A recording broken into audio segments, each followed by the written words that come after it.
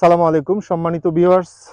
চা কোমল পানীয় বিশ্বের সর্বব্যবহৃত এবং সবচেয়ে বেশি কনজিউম হয় হচ্ছে চা ফলে। বাট এই চাটা আসলে কতটা নিরাপদ, এই চায়ের মধ্যে আসলে কি আছে, অনিরাপদ কি আছে?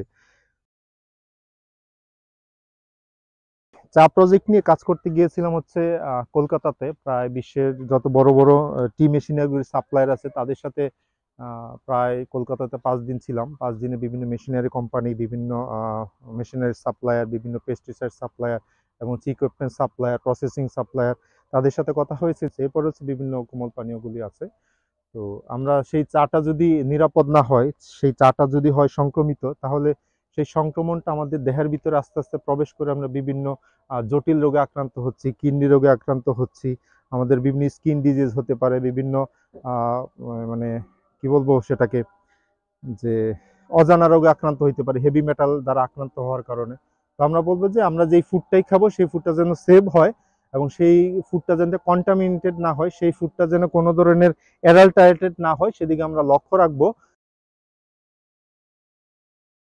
তো আমরা এই চা পাতায় যখন বিভিন্ন রোগবালাই আক্রান্ত হয়, তখন এই রোগবালাইগুলি ধ্বংস করার জন্য, গাছটাকে সুস্থ সবল রাখার জন্য আমরা বিভিন্ন পেস্টিসাইডস ইউজ করি। এই পেস্টিসাইডসের মধ্যে হচ্ছে বিভিন্ন হেভি মেটাল থাকতে পারে।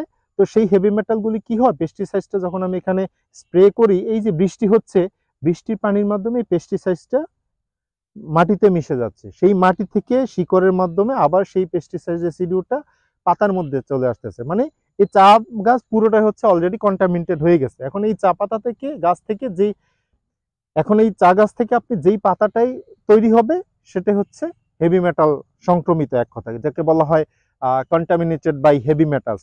তো এই চাটা যখন নিয়ম কি হচ্ছে, এইখানে আমরা 3টা পাতা কুড়ি ছিঁড়া হয়। এই 3টা কুড়ির মধ্যে কি পরিমাণ হেভি মেটাল থাকে সেটা ট্রেস এলিমেন্ট হিসাবে, যে কেউ এটা পরীক্ষা করলে ফুড সেফটি অথরিটি কাছে হয়তো বা রিপোর্ট আছে যে কি পরিমাণ ট্রেস হেভি মেটাল আছে।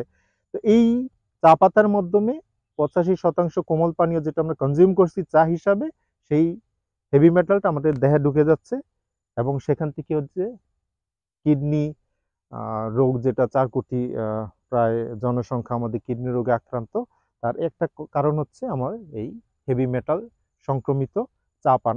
এবং বিভিন্ন বেবি ফুড আছে, সেগুলি আমাদের সংক্রমণ করতে পারে। যেমন এই চা পাতা বা চা বাগান থেকে যে পেস্টিসাইড রেসিডিউটা পানি, বৃষ্টির পানিতে ধুয়ে খাল বিল নদী নালাতে যাচ্ছে, সেখান থেকে হচ্ছে আমার সেই নদী নালার আশেপাশে যেই ধান চাষ হচ্ছে, সবজি চাষ হচ্ছে, সেই সবজিগুলো কিন্তু পানি কলুষিত হয়ে, জমিটা কলুষিত হয়ে দেন হচ্ছে আবার গাছপালার, যেখানে আমরা শাকসবজি উৎপাদন করছি, সেই শাকসবজির মাধ্যমে হচ্ছে আমাদের পেটে আবার ঢুকছে এই হেভি মেটাল। মানে চায়ের মাধ্যমে ঢুকছে আবার শাকসবজির মাধ্যমে ঢুকছে।